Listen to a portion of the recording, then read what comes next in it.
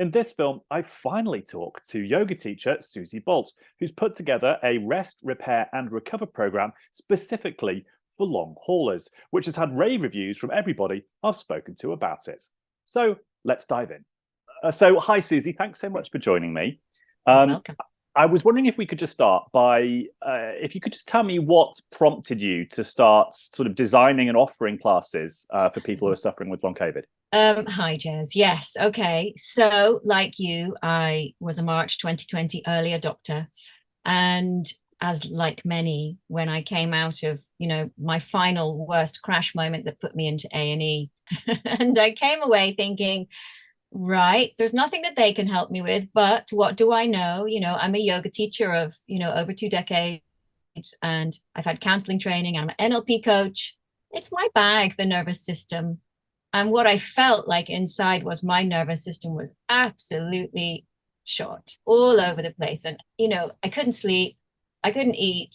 Everything, nothing worked. Everything was going on. I had just ridiculous symptoms. I felt like I was fighting in a very bizarre video game, that every day some new monster was going to come and attack me. And I thought, what I can do is work on my nervous system. So I just set up a Facebook group to start with. And I thought, I'm sure that I could share some of this, because there was nothing, as you remember, there was nothing out there. I set up the first live class in September 2020. So we just had a group of maybe 20 people at the beginning, and many of whom were doctors, nurses, people who had been exposed on the front line, and they were bringing their wisdom to the group format, and it was great. So it grew and grew and grew from there. So now it's a whole program of 14 different classes that takes people from being in bed, because we wanted to be able to offer something for those who are totally stranded, alone at home, unable to get out of bed, to people who are at what we call level 3, doing exercise with weights and, generally working on rebuilding their confidence in proper exercise. So it's amazing. It's grown grown in popularity, and it's a really lovely, safe space to be, I think. So how do the three sort of levels that you've got in this program compare to the ways that, like, I don't know, vinyasa yoga is classified? You sort of obviously got level 2 vinyasa, which is quite hard going. And I imagine that you're probably not going there in this. And level 3 vinyasa is another level altogether. So yeah. Well, crikey. So when you think of yoga, so this is probably a really good question, right? Because a lot of people think of yoga, if they don't necessarily know too much about it, or maybe they've done a bit. When you think of yoga, what is it that comes up into your mind? So an hour of sweating my tits off, trying to balance in preposterous positions and feeling like I'm doing much worse than everybody else in the class. And oh my God, are you waiting for Shavasana at the end? Or child's pose every 5 minutes. Just give me child's pose right now. Or even a dog. I'll take a dog, just whatever, right? Okay. So you see, that's why a lot of people go, yoga? Are you kidding? I'm ill. I think one of the things that you need to know is that yoga is whatever you want it to be, right? So there's 8 different branches of yoga, of which the physical side, the asana practice, is just one part. So there is breath work with pranayama, there's meditation, there's, the withdrawal of the senses, there's kind of practicing non-harm to self. There's all of these elements to it. And actually, the kind of stuff that we do, you wouldn't recognize as any yoga class you'd ever been to. It is very much just about the breath, connecting to the body, coming out of a state of fear, coming into a place of reassurance, and finding calm. The whole thing, the whole program is based around shifting from that super hyperactive sympathetic nervous system response into that parasympathetic activation and coming home to yourself. And I think in many ways, the essence of yoga is to come home to yourself, not to push yourself, not to give yourself this super stressful hour where you go, yeah, I've done my yoga and it was really hard and I sweated and now I'm totally broken by it. That's, for me, never been why I did yoga, because I have a very busy mind. And actually, I've always found yoga to be my kind of safe place where I go, oh, okay, I've just had some time off from all of that stuff in here. And I knew that that's what I needed, because I was sleeping for no more than 45 minutes at a time back in 2020. And I thought, okay, this is going to be quite hard work. It's going to be a battle with my nervous system, but I'm just going to show up daily. And the way that I'm going to do that is by bringing other people with me to make me accountable for doing the work for myself. So, I mean, I'm assuming you've seen dozens and dozens, maybe hundreds of long haulers come through and try your Thousands. program. Yeah, thousands. Thousands. What sort of progress do you see them make? How do you feel that the program helps them? Oh, that is a great question, because actually people get different things from it. I Mm. think the major piece that people get is a place where people fully understand what you're going through. It's like a community. So when we get together, it's fun, actually. You know, I just taught a class this morning, and there's always a bit of chit chat. Ross and I kind of co-teach the session. And there's always a bit of chit chat because we do quite repetitive things. We don't want people to feel exposed to new things all the time. They also need to be able to track progress. People support each other. We have a phenomenal group chat on a Thursday where people come on and bare their souls. You know, we've had people talking about some extreme trauma and abuse in their childhoods, and the space is just held so beautifully by everybody, because we know how these things affect us. You know, we need to be able to say, this is why I'm having trouble healing. And who understands? And, you know, you have 50 people put their hand up and go, I have something similar to that. And that's probably what I'm working on, you know, in my class. I'm kind of coming to heal my whole self. So the community, I think, is the magic of it, but also the different pieces, because there is literally something for everyone. There's sessions that you can just do from your bed. You don't need to be well enough to get up even. We always have something every day, sometimes twice a day, depending on where you're at. So yeah, I think it's the connection. And the kind of feedback you get from the long haulers who take part, what sort of things did they say it's helped with them? Um, I mean, is it particularly good at dealing with headaches or fatigue or dysautonomia? Is there a particular type of symptom as part of the long COVID experience that it helps with, or getting a good night's sleep even, you know? yes, and yes. Because obviously people don't have those experiences in isolation. You know, you might have people with complex sets of experiences going on from, you know, MCAS and dysautonomia and headaches and for many women, you know, that perimenopause piece, let's just throw that one in for a bit of extra fun in the soup. But if we take a big step back from all of it, what's underneath all of it is that need to, first of all, come down to a place of calm and to feel safe in the body and to not be so freaked out by what's happening and to not feel so lonely and isolated. And, you know, what you're doing when you do this kind of work is you are regulating yourself. And then the body really benefits from that, because you're working to create an environment in which the body can heal. You're kind of coming back to more of a homeostasis. So it helps everyone, you know. Those people that love it stick around, you know. And I've got people, I had someone in today who's better. And she said, I just wanted to log in while I'm working because I just miss being in the class.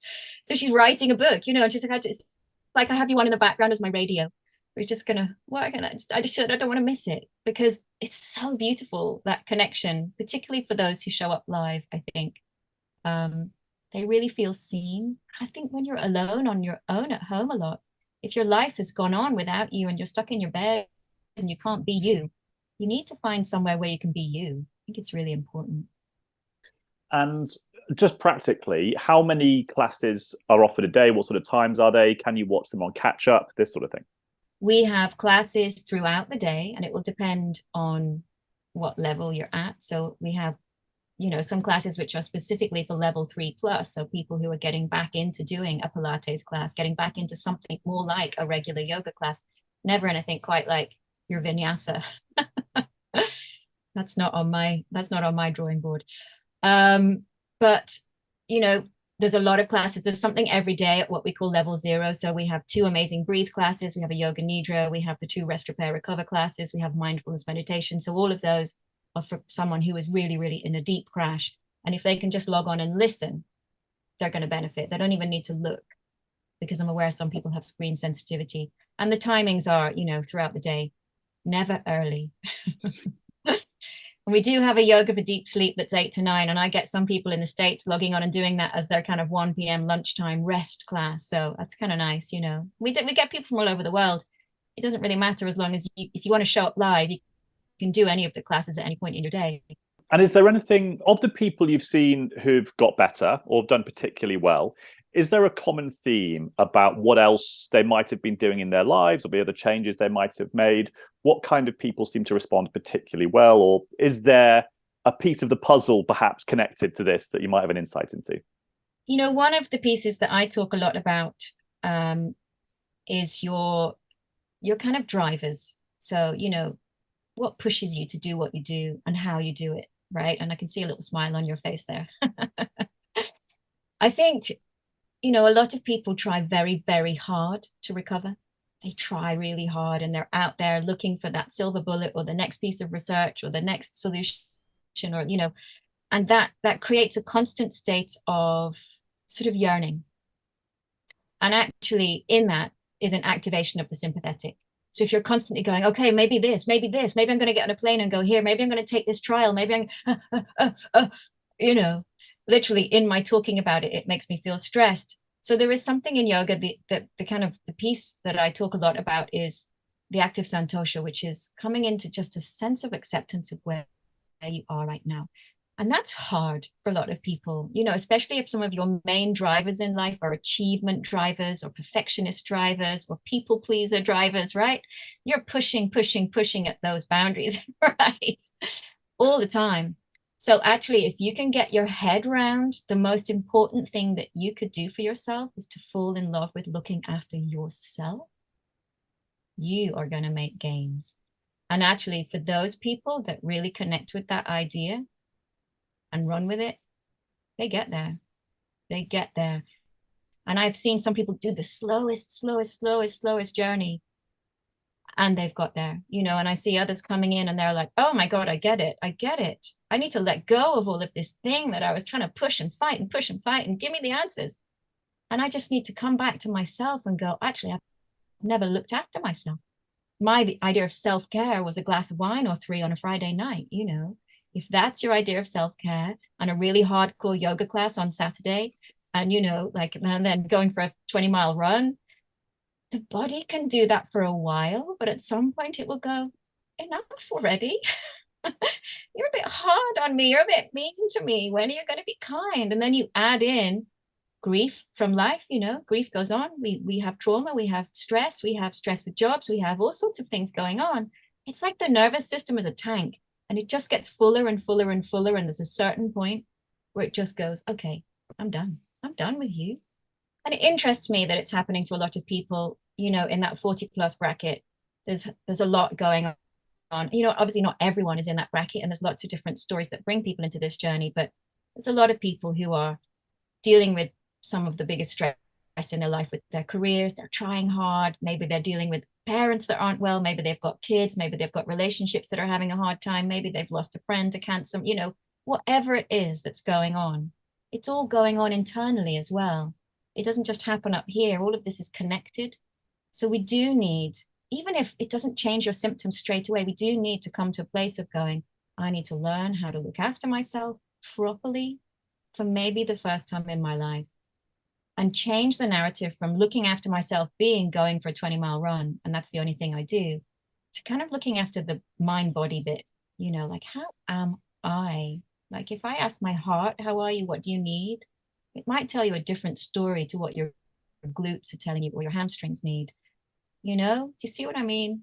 I think there's that piece, I think, that people are beginning to come to terms with.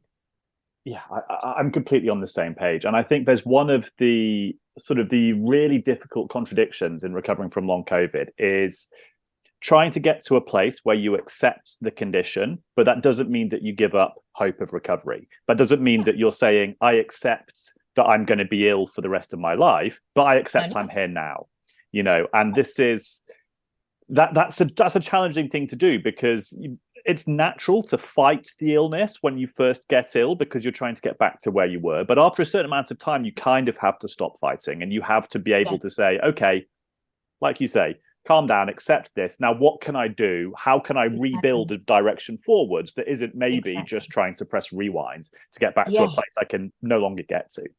Absolutely. So one of my favorite sayings is that the lowest ebb is the turning of the tide. So that point where you go, oh my God, nothing I'm doing is working. I'm getting worse and worse. It's like, there you go.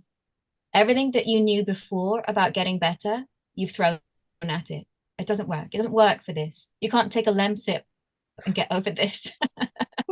You can't go to the doctor and say, come on, there must be something you're hiding from me that's going to just make me better. There isn't anything like that. We've gone off on another route, relying on pharma, as being our go-to. I'm not well, give me a drug. And that's how we've kind of enabled our minds to think about healthcare. But actually, there's a beautiful other piece that's been around for centuries, which allows us to take control ourselves. And when we feel like we can influence our bodies and our experience, my God, that's a powerful place.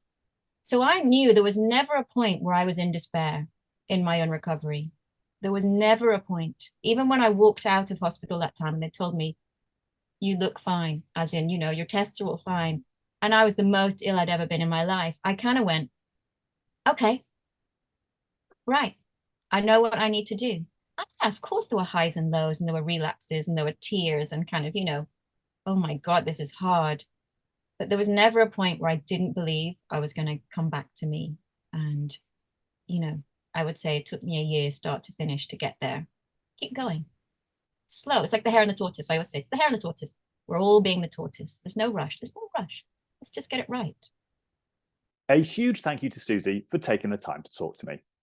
The mind-body subject is a pretty thorny one in the world of long COVID, and I should know, having taken plenty of heat on it in the past, having brought it up in various different films and on social media. But I will just say this, I do have some personal experience of the Rest, Repair and Recover programme, having now done a few sessions of it myself, and found them to be perfectly pitched. There's a free trial week if you'd like to give it a go, and after that, it's just £8 a week.